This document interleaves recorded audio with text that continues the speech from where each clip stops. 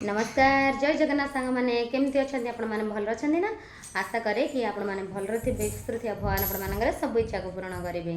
तो आज blog T आपने तो थंबनेल रू देखिकिना जानी सारे आउ पूरा भिडटी देखापी आपण मैंने भिड भितर को आसवाई पड़ो ए पर्यटन जब देखी नहीं पूरा भिडटी देखिए आ जमा भी स्किप न करी पूरा लास्ट जाए देखिए। आउ आपण मैंने जब फेसबुक पेज रू देखुवे ताहले फेसबुक पेज टी को फॉलो करने आ यूट्यूब रे देखुले यूट्यूब चैनल को सब्सक्राइब करने। तो आउ निहाती भाव में दुईटी जाक आमर फेसबुक रू देखु कि यूट्यूब रू देखु किंतु गोटे गोटे लाइक करने आउ मो चैनल नुआ के देखुले सब्सक्राइब करने।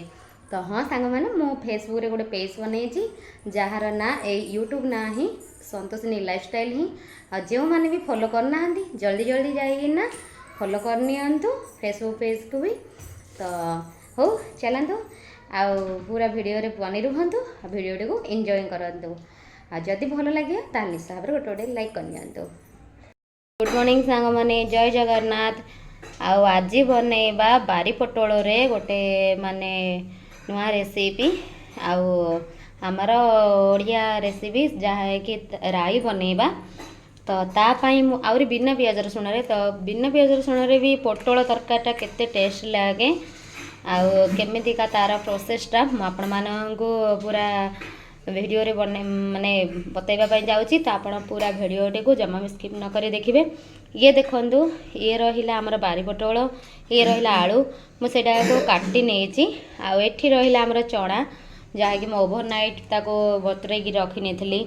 एठी रहिला सोरिष जीरा आ किछि सुकिला लंका एठरे किछि अदा देबा अदाटा मु भूली जाइए अदा भी देकिना सेटा ग्राइंडर करने आ एठी हमर मु बसै नेलानी भात एपटे पानी आ एटे डाली पानी बसैछि आ परडा सखाळु बनाई नेथली जहाँ कि हमर देसी घी रे एटा बाहर भी गोटा हाथ रे। तो एठी गोटे छुआ मोर पिउची हॉर्लिक्स आ गोटे बसिकिना परोठा चीनी सी तार चलची खिया आ खाई सारिया परे पुणी पाठ पढ़े जहाँ कि अर्धवार्षिक परीक्षा आसी तो दी भौणी जा पढ़े। ये आमर तानवी माड़िया हालिया हो गलानी तू राति होमवर्क कर ना पाठ पढ़नुनि कौन। तो हो चलो तो मुझे प्रथम आमर मसलाटा को ग्राइंडर करके नहीं पलि आसी पुणी आपण मानक देखौछि। तो पूरा भिडियोटी देखिए जमा भी भूलिबेनी कि मझुर स्किप भी करें। तो सांग माने एबे मु कढ़ाई बसई नहीं तेल पकई देछि से तेल भी गरम हो गलानी एबे दे देबा से जेहेतु आम बिना पियाज रसुण बनाऊँ तो जीरा आ सोरिषर फुटण देदेली। एबे जो आमर चणाटा रखिले से चणाटा को दे देउची देखंतु जो गोजी चना बा कला चना सेटा को आबे टिके ताकू छाड़ी नेबा भाजी हेबा। तो आपण माने तो राई तो खाई बहुत किंतु बारी पटोल रे केबे स्वीट कॉर्न देगी ना राई बनै कि नहीं कमेंट मध्य जनइबे। आ मु तो भी बनई आगरू आबे भी बनाऊँगी आहरी बिना पियाज रसुण रे। तो स्वीट कॉर्न देगी सेटा राईटा बनइले कौन ना तार मीठा अंशटा जो आमर स्वीट कॉर्न अच्छी सेटा पूरा बढ़िया भाव में तरकारी को बैलेंस रखिबो आउ तार टेस्ट दुई गुणा हो। तो आपण मैंने भी थोड़े बनई ट्राए करूँ आ देखूँ केमती कौन लगुच। आबे देदेली टमाटर को आमर टमाटरटा सीझब तो मुझे काटिकी रखी नहीं एबे सेटा देदेली। आबे कौन करवा ना हलदी पाउडर लुण सबुतक देखु ये देदेबा आमर लुण को स्वाद अनुसार देदेबा आमर लुण देदेली। आबे देबा आमर हलदी पाउडर एबे देखंतु हलदी पाउडर को भी देदेली। एबे देदेबा आमर मसला जो मसला बाटिकी रखिले तो ए मर्च बटा होता तो मर्च देवा किसी दरकार नहीं जेहेतु ये मसला देदेले मसलाटा भी ता सहित बढ़िया भाव में सीझीज। तो तेणुक मसला को देदेली आबे किछि समय आम अपेक्षा करनेबा राई मसलाटा सिझा बोली छाड़ने। तो देखो सांग मैंने केते बढ़िया भाव में आमर तेल छाड़ा स्टार्ट करदेला आम राई मसलाटी आ टमाटर भी पूरा बढ़िया भाव में मिक्स हो जाए। एबे कौन देबा यही तुलसी मसलाटी आमर साधा पाउडर टी एटा देदेबा जो थे कि पियाज रसुण किसी पड़ना।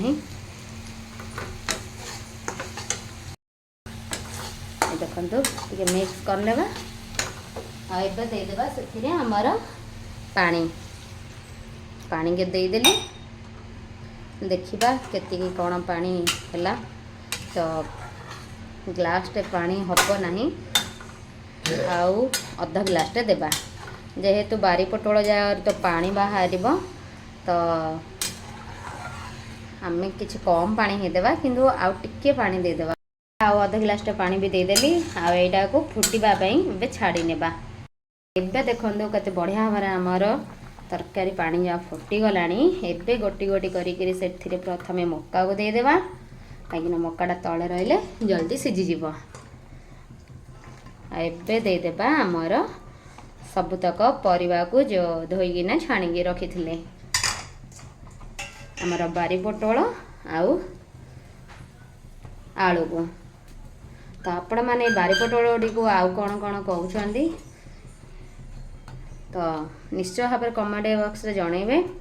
आमर गंजाम पटे तो यहाँ को बारी पोटल ही कहते। आबे आमर राईटी प्रस्तुत हम जहाँकि स्वीट कॉर्न आउ आमर बारी पोटल आलूगिरी राई तो सहीटा को छाड़ी नेबा ताकू फुटवाई छाड़ने। एबे आमे सेटा को ढांकन बंद करनेबा आउ ताकू भल भाव फुटापी छाड़ने सीझापी। तो आमर राईटी सीझु था गोटे माने 10-15 मिनट पे ताकू छाड़ने। तो सांग मैंने एबे चलते देखी नेबा आमर राईटी को ये देखो केते बढ़िया भाव में फुटिकी रेडी है। आ गैस फ्लेम को मुझे स्लो करनेली कहीं तार सब जूस ये हो गला। तो ये देखी ने आलूटा को टिके डंकी मध्यम तो देखो केते बढ़िया भाव सीझीगला आ गोटे 5 मिनट पे मिलिकी एमती स्लो जाल रखी तो आउ थोड़ा टिके घोड़ाई नेबा। तो ये सांग मैंने आमर 5 मिनट हो गला एबे मु से सब को टिके भल भाव डंकी मध्यम एमती मिक्स कर आपण मानक आउ थे टिके मिक्स करके देखई दूची। एमती मिक्स करदे कौन हम ना आमर राईटी बढ़िया भाव में सेट हो। तो एबे आमर फाइनली बनिंग रेडी हो गला स्वीट कॉर्न आ बारी पोटल राई आ केमिति माने तार प्रोसेसटा आपण मानक लगिला तो कहिबे निश्चय भाव में कमेंट बॉक्स रे। और जदि आपण मानक मोर वीडियोटी भल लगी गैस फ्लेम को बंद करने। तो हाँ जदि आपण मानक मो वीडियो भल लगी निश्चय भाव में गोटे गोटे लाइक करने। मो चैनल रे नुआ थे सब्सक्राइब करने। जदि अधिक भल लगिला ताहले निश्चय भाव में शेयर करने। तो रहुछि नमस्कार जय जगन्नाथ बाय बाय।